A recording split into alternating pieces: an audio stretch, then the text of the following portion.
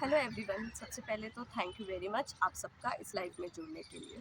मैं चेतना हूँ, मैं वेल होप के साथ काम करती हूँ। वेल होप इंडिया का पहला हीलिंग ब्रांड है जो 24/7 काम करता है और हम बहुत ही अफोर्डेबल प्राइसेस में आपको सभी तरीके की सर्विसेज प्रोवाइड करते हैं।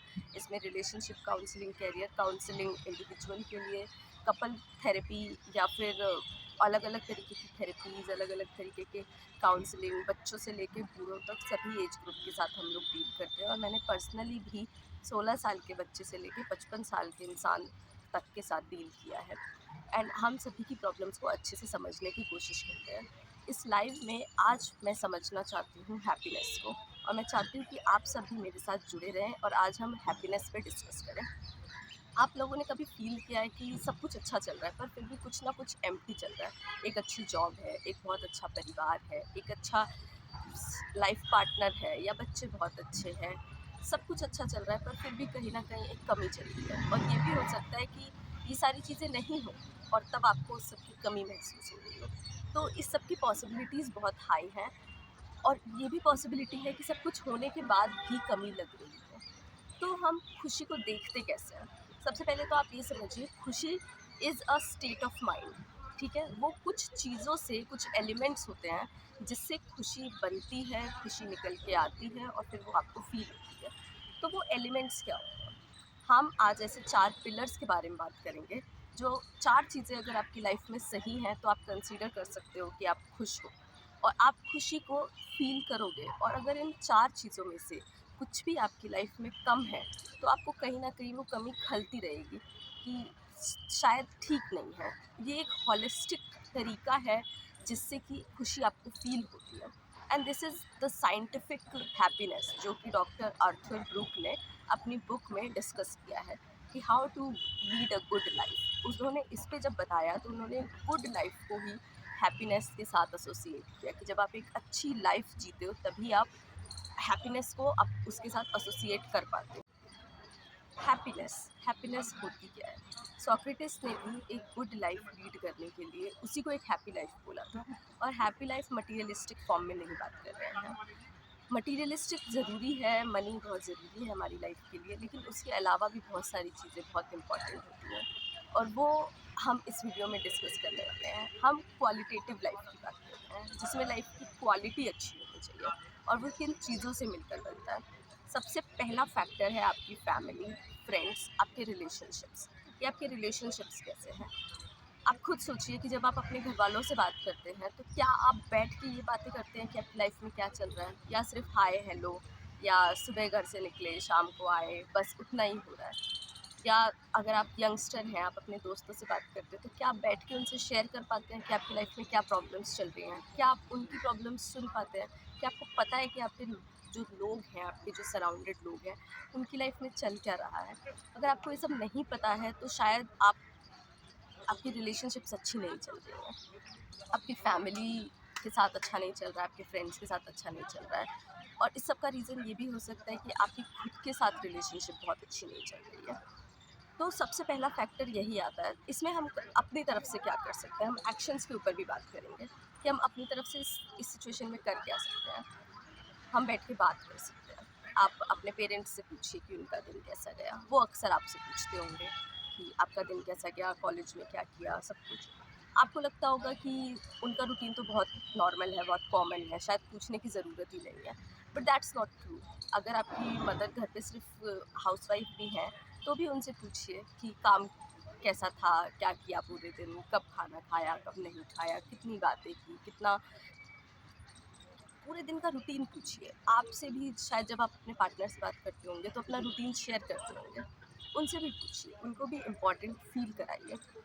अपने फादर से भी पूछिए कि वो बाहर गए, उन्होंने क्या काम किया, कैसे रहा, कुछ प्रॉब्लम शायद नहीं शेयर करेंगे, पहले दिन तो कोई भी शेयर नहीं करेगा। अगर कुछ दिक्कत होगी भी तो भी नहीं शेयर करेंगे, आंसर भी शायद ऐसा ही आएगा कि हाँ ठीक था, सब ठीक था, नॉर्मल था। That's fine. पर जब वो रेगुलरिटी में आएगा उसके बाद शायद उस पर थोड़ा पॉसिबिलिटी होगी कि आप उस पर ज़्यादा बात कर सकते हैं। Now comes to our second pillar जो है आपका वर्क। वर्क मतलब सिर्फ वैसे काम नहीं, समथिंग जिसका कुछ पर्पस हो, जिसका कुछ मीनिंग निकल के आता हो। अब मैं आपको बताती हूँ ये इम्पॉर्टेंट क्यों डॉक्टर ब्रूक कहते हैं कि don't try to love your job, try to love the people who you work with and who you work for. मतलब आप जिनके साथ काम करते हैं वो लोग अच्छे होने चाहिए, वो आपको पसंद होने चाहिए, और आप जिनके लिए काम करते हैं।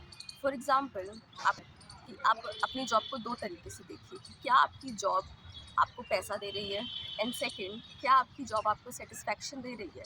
नाउ, अगर आपकी जॉब आपको दोनों में से कोई एक चीज़ दे रही है तो आप उसको फिर भी कंटिन्यू कर पाओगे, पर अगर आपकी जॉब आपको दोनों में से कुछ नहीं दे रही है, एंड से बहुत सारे लोगों से आपने सुना होगा कि उनको 9 to 5 नहीं पसंद है। क्यों नहीं पसंद है? क्योंकि वो बहुत मोनोटोनस होता है, उसमें कुछ काम, मतलब उनको मीनिंग नहीं फील होता है, उनको एम्प्टी लगता है, उस काम का कोई पर्पस नहीं है। वो गए हैं एक रोबोट की तरह काम करके आ गए हैं, ऑटोमेटिक काम एक तरीके से, कि रोज़ जाना है, रोज़ वही काम करना है।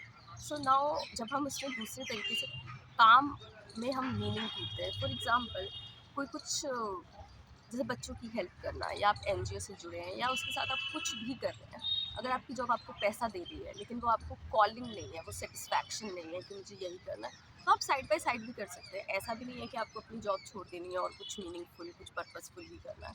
एंड मीनिंग एंड पर्पस को इतना हवा भी नहीं बनाना है, बिकॉज आई सी पीपल जिनको कूल लगता है कि मीनिंग, पर्पस, ये सब ऐसे नहीं होना चाहिए। मीनिंग बहुत छोटी छोटी चीज़ों में होता है कि आप जो कर रहे हो उससे आपको सेटिस्फैक्शन मिलना चाहिए। अगर आपको उससे सेटिस्फैक्शन नहीं मिल रहा है तो it means something is not right, और उस पर काम करने की ज़रूरत है। For example, I am a counsellor, मैं उससे पैसे कमाती हूँ, पर एट सेम टाइम मुझे अच्छा लगता है कि लोगों की मदद भी होती है।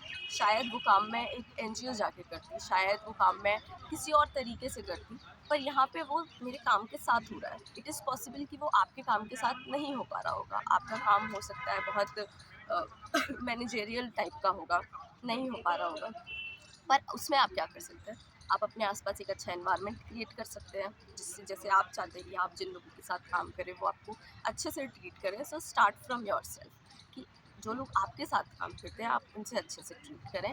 आप इसके साथ अलग अलग चीज़ें कर सकते हैं जो आपको खुशी दे। आप कोई हॉबी पकड़ सकते हैं जिस पे आप काम करते रहें, क्योंकि काम एक टाइम के बाद बोरिंग हो जाता है। दैट्स ट्रू, आप कोई भी काम करोगे वो एक टाइम के बाद बोरिंग हो जाएगा। तो आपको कुछ अपनी लाइफ में ऐसा ढूंढना है कि जब काम कर लिया उसके बाद क्या करें, जिससे थोड़ा सेंस ऑफ सेटिस्फैक्शन आए, जिससे थोड़ी सी खुशी, थोड़ा सा लोगों के टूवर्ड्स ग्रैटिट्यूड आए। तो ये सब चीज़ें। नाउ हमारा फोर्थ पिलर है फेथ। फेथ में रिलीजन या धर्म की बात नहीं की जा रही है। फेथ इज़ समथिंग जो जिसमें आपको बहुत विश्वास हो, और ये ज़रूरी नहीं है कि वो रिलीजन से कनेक्टेड हो। येस, इट्स ट्रू कि कुछ लोगों को मंदिर जाके बहुत सुकून मिलता है, कुछ लोगों को नेचर में बहुत सुकून मिलता है। मेरे जैसे लोगों को फ़िलॉसफी पढ़ के, बड़े बड़े थिंकर्स या इन सब चीज़ों को पढ़ के थोड़ा ज़्यादा सुकून मिलता है। कुछ लोगों के अलग अलग तरीके हो सकते हैं, कुछ लोग योगा करना पसंद करते हैं, कुछ लोग मेडिटेशन करना पसंद करते हैं, बट समथिंग जिसमें आप बहुत विश्वास करते हो। हम हमेशा चीज़ों को मैं, मेरा, इस आई के फॉर्म में देखते हैं, जिससे बहुत हाइपर इंडिविजुअलिटी क्रिएट हो जाता है। पर जब हम उसको फेथ के थ्रू एक वाइडर पिक्चर देखने की कोशिश करते हैं तो हमें पता चलता है कि ये आई कितना छोटा है। जब हम उस आई के छोटेपन का एहसास करते हैं तो हमारी लाइफ की चीज़ों में हमारी पर्सपेक्टिव बदलता है, बाकी चीज़ों में हमारा एस्पेक्ट चेंज होने लगता है, और वो हमको बहुत सेंस ऑफ खुशी कह सकते हैं, कि वो हमको एक सेंस ऑफ हैप्पीनेस देता है जब हमको पता चलता है कि we are not the centre of world. और ये पता चलना वैसे नहीं, इसको मानना कि बाकी लोग भी इम्पॉर्टेंट हैं। एक ये फेथ इज़ समथिंग, जब आप बहुत प्रॉब्लम में होते हैं, बहुत स्ट्रगल कर रहे होते हैं, तब आपको भरोसा होता है कि हाँ सब ठीक होगा। वो आपको उस टाइम पे स्ट्रेंथ देता है। अगर आप हमेशा इस हाइपर इंडिविजुअलिटी में रहेंगे तो जब आप बहुत दिक्कत में होंगे, बहुत प्रॉब्लम में होंगे, तब आपको वो स्ट्रेंथ नहीं मिल पाएगा। तो इसलिए हमें इन चीज़ों की ज़रूरत होती है। जैसे कुछ लोग मंदिर, मस्जिद ये सब जाते हैं तो वहाँ से उनको होप मिलता है, वहाँ से उनको स्ट्रेंथ मिलता है। एंड होप, जब हम होप की बात करते हैं, so hope is not something कि सब ठीक हो जाएगा। Hope is something, is that power जो हमें बताता है कि हाँ इसके आगे भी वी कैन मूव, और हम खुद सब कुछ ठीक कर सकते हैं। देयर इज़ अ पॉसिबिलिटी, वो पॉसिबिलिटी बहुत ज़रूरी है। Now come to our fourth and last pillar, that is reflection. Reflection क्या क्या मीनिंग है रिफ्लेक्शन का? रिफ्लेक्शन मतलब reflecting on your own life. आपने सोक्रेटिस की लाइन सुनी होगी, unexamined life is not worth living. But examine क्या करना है? What should be the subject of examination? We, हम खुद होने चाहिए वो सब्जेक्ट ऑफ एग्जामिनेशन। हम जो भी डिसीजन लेते हैं, जो भी चॉइसेस हम बनाते हैं, उसके पीछे एक बहुत लंबा बैक स्टोरी होता है। जब आपको वो समझ नहीं आता है तब कन्फ्यूजन क्रिएट होता है। आपको लगता है कि मुझे नहीं समझ आ रहा, कि कुछ हो रहा है लेकिन समझ नहीं आ रहा है। वो इसीलिए हो रहा है क्योंकि हम उस पर रिफ्लेक्ट नहीं करते हैं। उस पर रिफ्लेक्ट करना बहुत ज़रूरी है। जब आप उस पर रिफ्लेक्ट करते हो तो वो चीज़ें आपको समझ आती है। अगर आपको आपके चॉइसेस समझ, फॉर एग्जांपल आपके सामने 2 डिशेज़ हैं, एक सेवरी एक स्वीट है। आपको खाने का मन किया, आपका इंस्टिंक्ट है कि मुझे स्वीट खाना है। अभी बहुत सिंपल एग्जांपल है बट उसको समझने की कोशिश कीजिए कि अब आपको इससे ये पता चला कि मुझे शायद स्वीट ज़्यादा पसंद है, मुझे सेवरी उतना पसंद नहीं है, मुझे स्वीट ज़्यादा पसंद है, इसलिए मैंने ये चुना। या फिर ये भी हो सकता है कि आपको नेचुरली स्वीट बहुत ज़्यादा पसंद है पर उस दिन आपने सेवरी चुना। पर क्यों?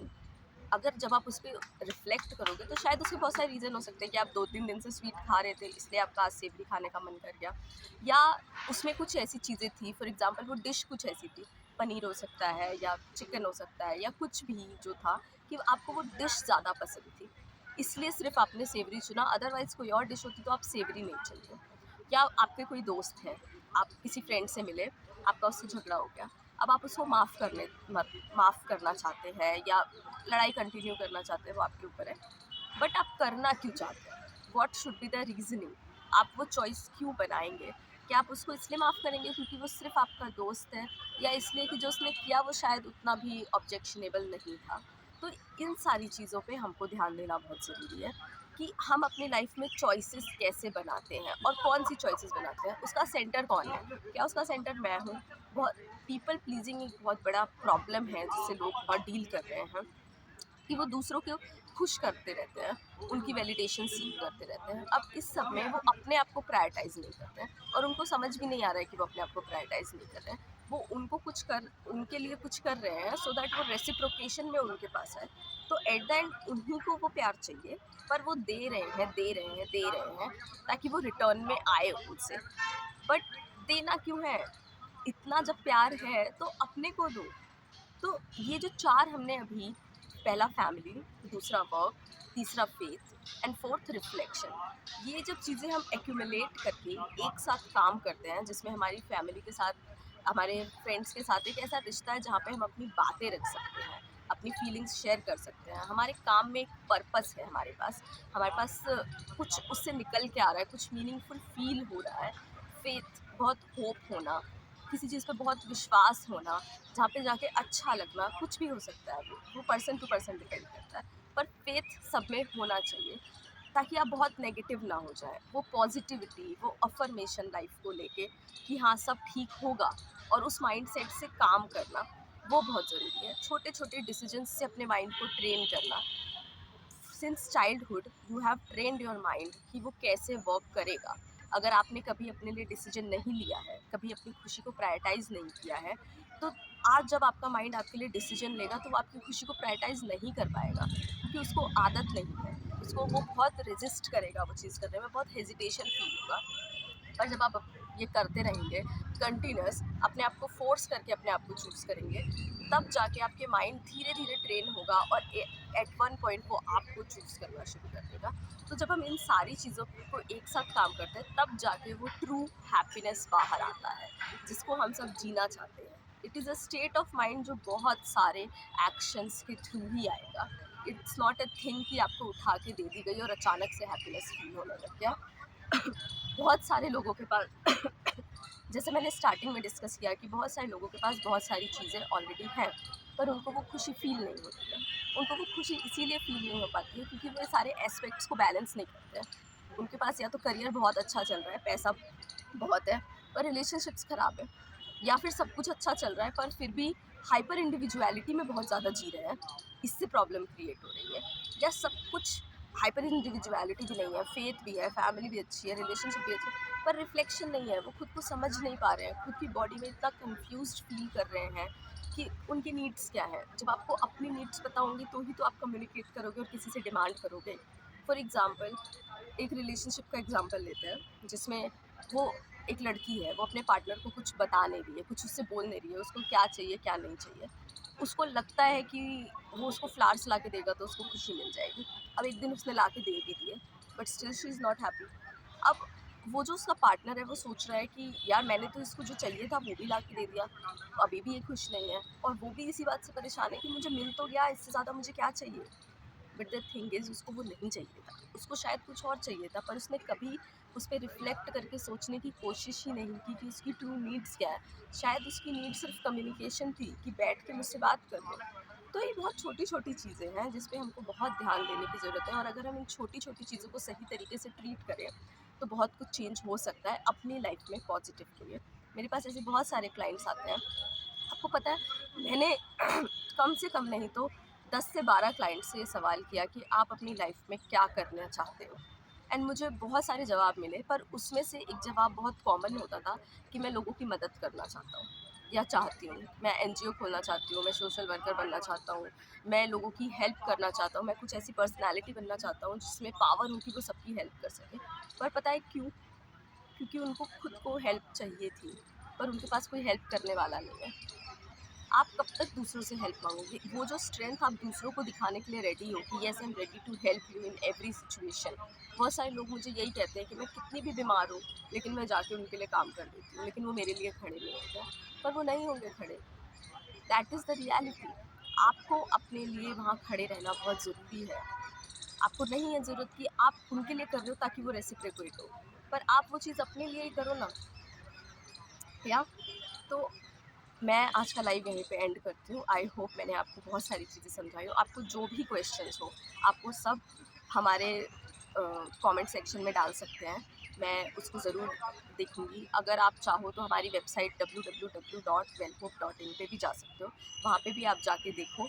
और अगर आपको कोई क्वेरी भेजनी है, कोई मेल भेजना है या कुछ भी, आप उस पर अपनी क्वेरीज भेजो, अपनी प्रॉब्लम्स भेजो, हम पूरा ट्राई करेंगे उसको रिकॉर्ड करने का।